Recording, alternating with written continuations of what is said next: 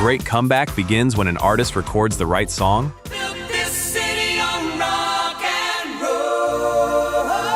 Sometimes, it begins when television starts showing 20-year-old reruns. One former teen idol had to hide his name before radio would play him. Another group waited 22 years between #1 hits. While a vanished voice returned with a final triumph he never lived to see released. These were more than successful records. They were second chances arriving after the industry had moved on. And if these artists once filled your radio, their unlikely returns will change how you hear every one.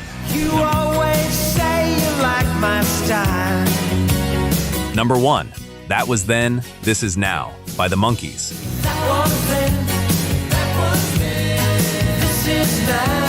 How does a band return nearly 20 years after its last major hit? Television brings it back. In 1986, MTV began rerunning the Monkees, and a generation that had never seen the original show suddenly wanted the music, the clothes, and the chaos. The revival led to reissued albums, a massive reunion tour, and a new single recorded by Mickey Dolenz and Peter Tork. That Was Then, This Is Now reached #20, giving the group its first American Top 40 hit since 1968. Listen to how naturally it fits the decade. It does not sound like a museum piece. It sounds like a band stepping through its own past and finding the door still open. Few comeback songs ever carried a title this perfect, and the next return would arrive with a voice the world thought it had already lost.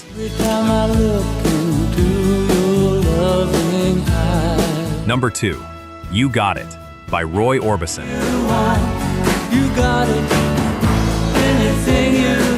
Roy Orbison's comeback reached the top 10 after he was gone. By the late 80s, his work with the Traveling Wilburys had reminded listeners that nobody could make longing sound quite like him. Then came You Got It, written with Jeff Lynne and Tom Petty. I feel love that money just can't buy. And shaped around that unmistakable voice. The production felt modern, but the ache was pure Orbison. Released after his death, the single climbed to #9, his first American Top 10 solo hit in 25 years. Listen to the chorus when his voice opens up. There is no strain, no apology, and no sense that time has passed him by. The song should have begun a new chapter. Instead, it became final proof that his gift was still fully alive. From that bittersweet return, we moved to a band that found its way back through sunshine and an imaginary island. #3, Kokomo, by the Beach Boys. There's a place called Kokomo. 22 years separated the Beach Boys from their next #1 single. By 1988, they were still famous, still touring, and still loved. But nobody expected them to rule contemporary radio again. Then, Kokomo appeared on the soundtrack to Cocktail.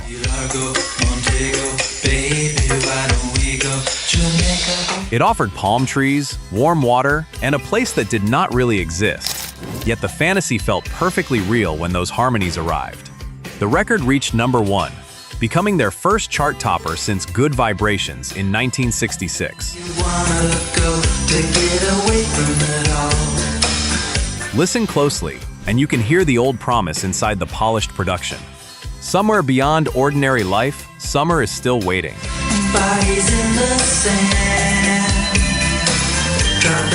The difference was that both the band and its audience were older now. The innocence had become escape. But the next comeback was not about returning to a familiar image. It was about a woman building an entirely new one.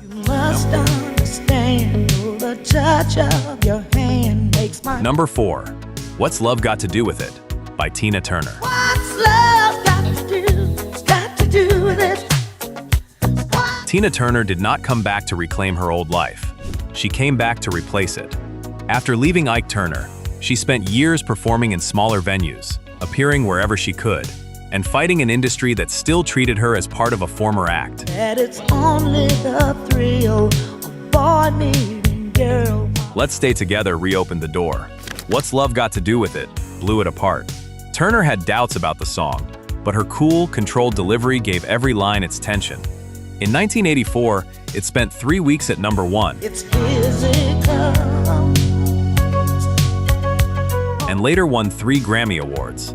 At 44, she became a bigger solo star than she had ever been before. Listen to the restraint in her voice. She does not beg the song to believe her. You must try to ignore that it means more than that. Oh. She owns every word. This was not nostalgia, it was freedom. And the next comeback would come through a song the band never expected to need.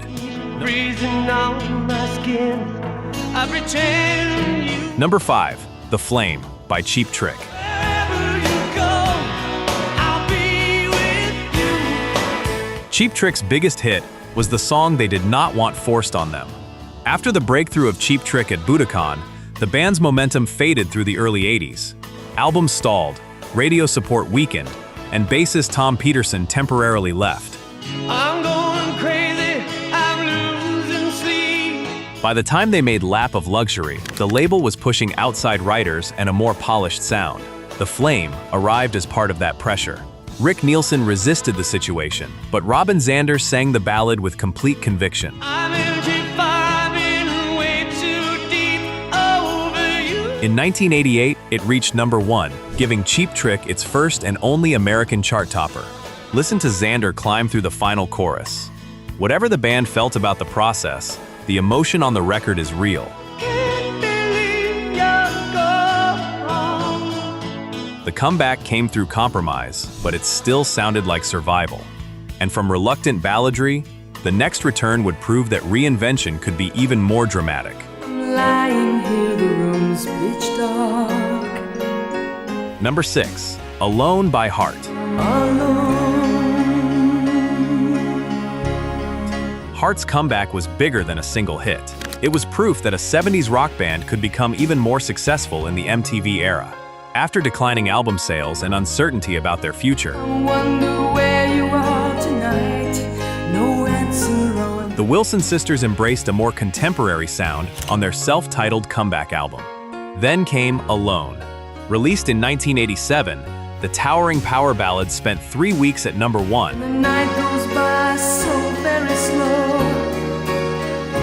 And became one of the biggest songs of their entire career.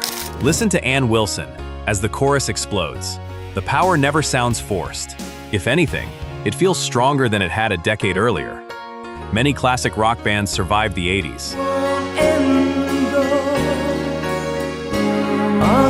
Very few managed to expand their audience the way Heart did. Their comeback proved reinvention did not have to erase the past. Sometimes, it simply gives great voices an even bigger stage. The next comeback came from a band many people believed had already ended. Number 7, Owner of a Lonely Heart by Yes.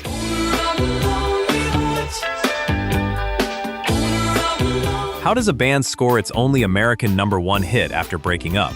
By becoming something entirely different. By the early 80s, Yes appeared finished. Members had gone their separate ways, progressive rock was fading, and a new project called Cinema seemed destined to replace the legendary band. Then John Anderson returned.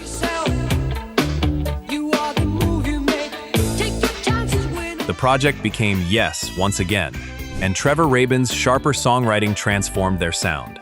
Owner of a Lonely Heart abandoned sprawling epics for tight production, bold guitar riffs, and MTV-ready energy. It reached #1 in 1983. The biggest hit of their career. Listen to the sudden bursts of sound and dramatic pauses. Nothing about it resembles classic 70s Yes, yet somehow it still feels unmistakably theirs. If you are enjoying these hidden comeback stories, subscribe and stay with us, because the surprises only grow from here.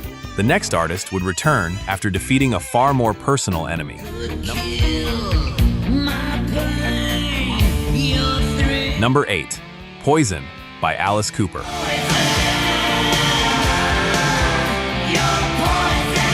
Alice Cooper did not disappear because audiences stopped loving shock rock. He disappeared because addiction nearly destroyed everything he had built. After conquering the 70s with theatrical concerts and horror-inspired anthems, alcoholism and changing musical tastes pushed his career into decline.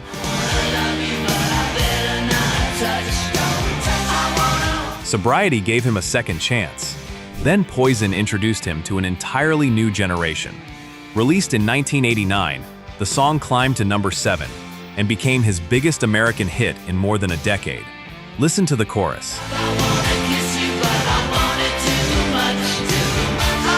The menace is still there, but now it sits inside polished hard rock production, built for the MTV generation. Cooper never abandoned the character that made him famous. He simply found a new stage for it. The comeback felt less like nostalgia than rebirth. But the next legend did not need fake blood or snakes to reclaim the spotlight. She only needed one unforgettable voice.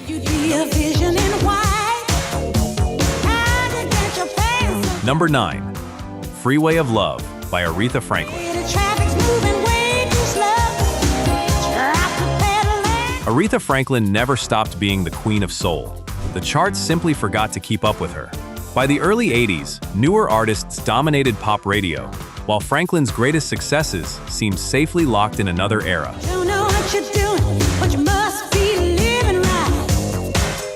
Her move to Arista Records changed everything. Freeway of Love, produced by Narada Michael Walden and featuring Clarence Clemens on saxophone, brought her roaring back in 1985. The single reached number 3 and became her biggest pop hit in years.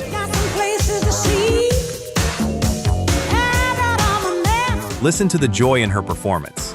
She never sounds like someone trying to imitate younger stars. Instead, the younger sound rises to meet her. Great artists do not always chase trends.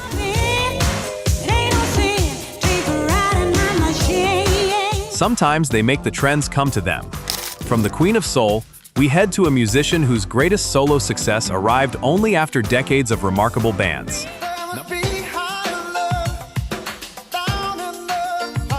Number 10. Higher Love by Steve Winwood. Steve Winwood had already lived several musical lives before scoring his first solo #1 hit. He found success with the Spencer Davis Group, Blind Faith, and Traffic, earning enormous respect from fellow musicians, even as his solo career developed slowly. Then, Higher Love changed everything.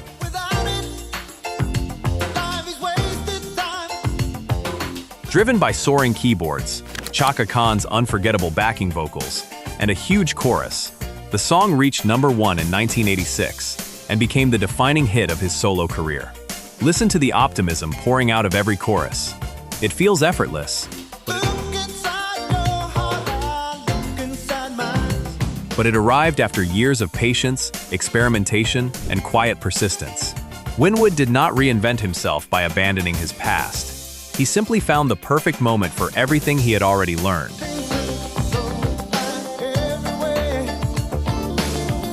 The next comeback would come from one of songwriting's greatest names, proving that even legends sometimes need a remarkable second act.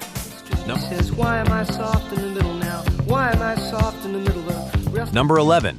You Can Call Me Al by Paul Simon. If you'll be my bodyguard, I can be your long-lost pal.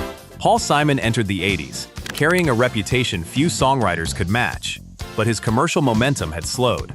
2 albums underperformed, and his reunion film with Art Garfunkel failed to restore the old magic. Then came Graceland. I want a shot of redemption. Don't want to end up a cartoon in a cartoon grave. You Can Call Me Al first struggled on the American chart, but the album kept growing, and the song returned with new life. Its bright rhythm, quick lyrics, and playful video with Chevy Chase introduced Simon to an MTV audience that had not grown up with Simon and Garfunkel. Listen to how light the song feels, even as it questions identity, aging, and confusion. The comeback was not built on copying his past.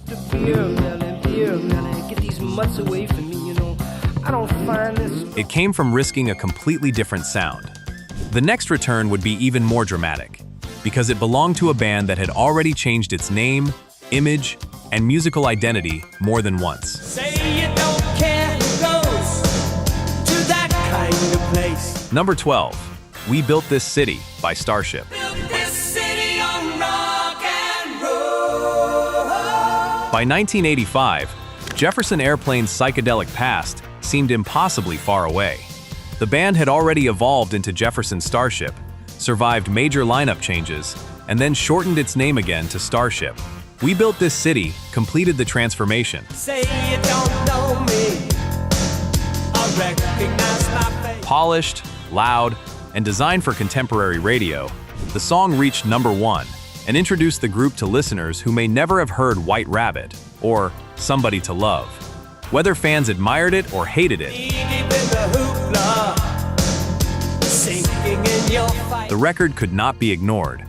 Listen to the glossy production and enormous chorus. This was not a cautious return. It was a total reinvention built for the MTV age. Too many runaways, eating up the night. Few bands traveled farther from their original sound and still reached the top. The next comeback would use an even stranger strategy, because one former teen idol had to hide his own name before radio would give him another chance. I'm a rebel with a heart made of stone. Number 13, Soldier of Love by Donny Osmond. Between the lines, 'cause there's a fire burning. Donny Osmond's name became the biggest obstacle in his comeback. After years as a wholesome teen idol, record executives believed adult radio listeners would reject him before hearing a single note. So, I gotta rest the spirit that nobody can know. Soldier of Love reached some American stations without immediately revealing who the singer was. The trick worked. Listeners responded to the sleek production, strong rhythm, and more mature voice before learning it belonged to Osmond. Picture tells a story, won't you listen to mine? In 1989, the song climbed to number 2, giving him his first major American solo hit in more than a decade. Listen to the confidence in the performance. Nothing sounds like a novelty act or a frightened former star. The answer, but it's so hard to find. He sounds like someone finally being judged by the record instead of his past. The next comeback carried even greater weight, because it was meant to begin a new chapter that history never allowed to continue. Our life together is so precious. Number 14, Just Like Starting Over by John Lennon. Wants to play mine, no time flies so quickly. John Lennon had not released a studio album in 5 years. He had stepped away from the business, focused on family life, and raised his son Sean, while the world wondered whether he would ever return. Just Like Starting Over answered that question in the autumn of 1980. We have grown,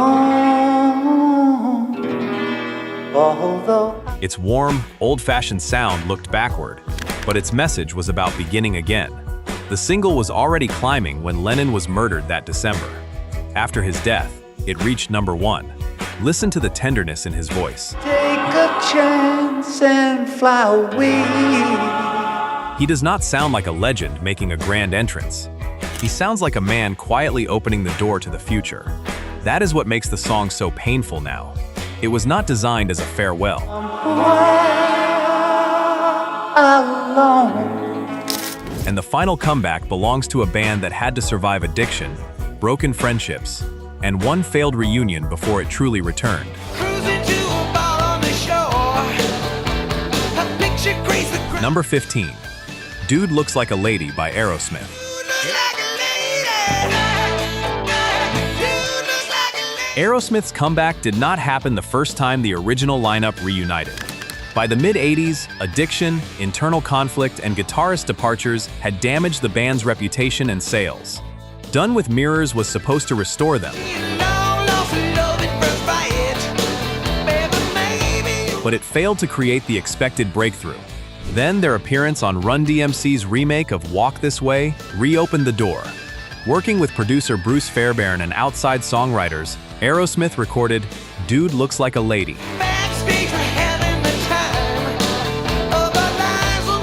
The single reached number 14 and helped Permanent Vacation become a multi-platinum success. Listen to the horns, the swagger, and Steven Tyler's fearless performance. This was not a tired band pretending the 70s never ended.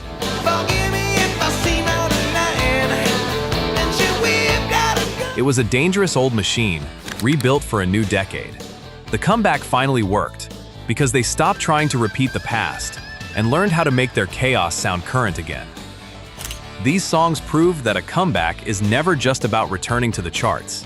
It can mean surviving addiction, escaping an old image, rebuilding after failure, or finding a new audience 20 years later. Some artists came back sounding exactly like themselves. Others had to become almost unrecognizable before the world listened again. Yet every one of these records carried the same message. The story was not over. Which comeback surprised you most? And which one still takes you back the moment it begins? We will keep revisiting the songs that refuse to disappear.